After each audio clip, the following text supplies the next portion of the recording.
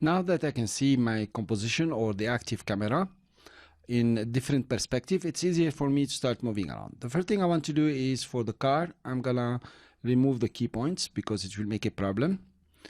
We are going to move the car, and I can start modifying the position, the Z position for every single house, and then having a look at it in my active camera. The active camera is a fictive camera that After Effects has created, and it's the one that's gonna render and come out in the movie. You can have other cameras, and you will be able to choose if you want this active camera or other cameras if you create some. We'll see that later on. So the first thing we want to do to start creating an animation is to move the car. So I will not start holding the layer anywhere and moving it. I will use 100% the axis, nothing else. Otherwise, it's gonna be very hard for you to readjust the layer, and wrong things can happen. I will move the car, and notice now that I moved the car further, it is not really in its place. I can see the axis here. There is no problem in using the axis here. You see it's also moving on this side and the y-axis. So now the car is well positioned. Take the tree. The tree, let's move it towards the car, and this house, let's move it a bit further. The small house and the small tree here, I'm gonna select both of them, use the Z axis to move them towards the car. The big tree here, I can take it before the small house. The green house also I can move it. So we're gonna keep in perspective this line of houses. Let's move this one backward a bit. And of course the tree will come in the front. The small house can come just behind the tree or something like this. I can pan and move the small house in front of the other small house. This is a big house. We're gonna move it behind. I can move in the timeline to see more of my scene. The tree, let's move this tree very in front. The big house, let's move it backward, and this one here.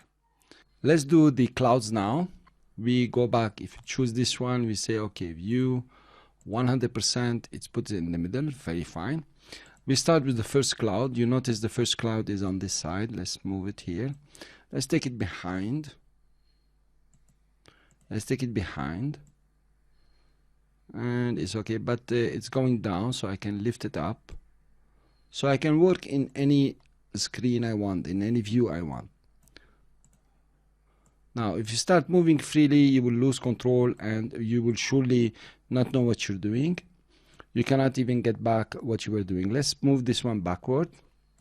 Now this building, let's move this building very much behind and take a star and put it in front of this building. Let's move it forward or backward. Let's put it down like this. Okay, that's cool. Then let's take the other cloud, put it behind it, and this one may be very far behind, and also the other clouds, we can move them very much behind and even on top a bit. Let's see. Oh, that's good. Let's take it down a bit behind the house, and we move on. Here you are. Now usually you will not do so many buildings and so on. So we have designed it. Let's see how it looks, and we are going to look here now. The car, of course, I removed the animation for the car, but now you notice that whatever is near is moving much faster than what is behind, and somehow very realistic.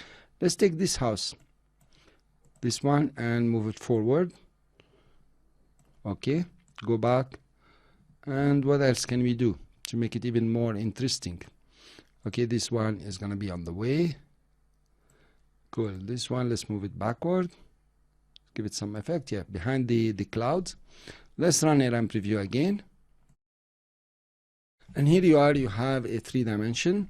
You notice very well how the tree here is in front, so it moves much faster. The house is in front of the tree, it's moving even faster from the tree.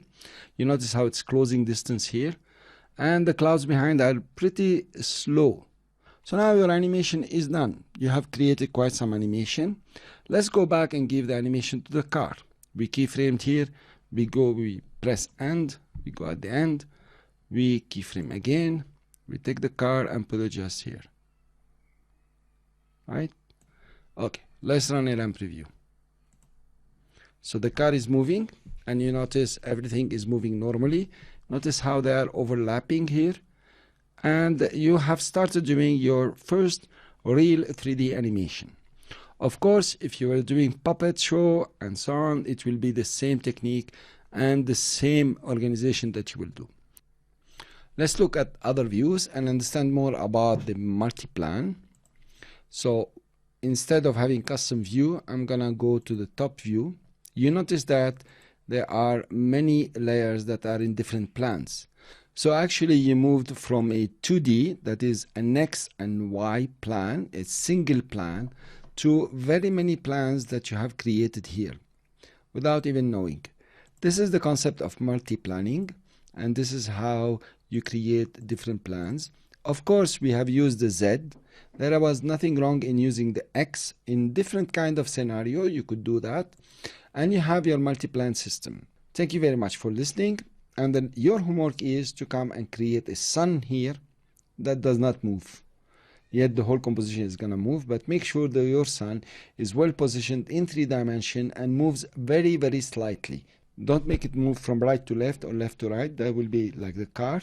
Make sure it doesn't move. Put it in the center.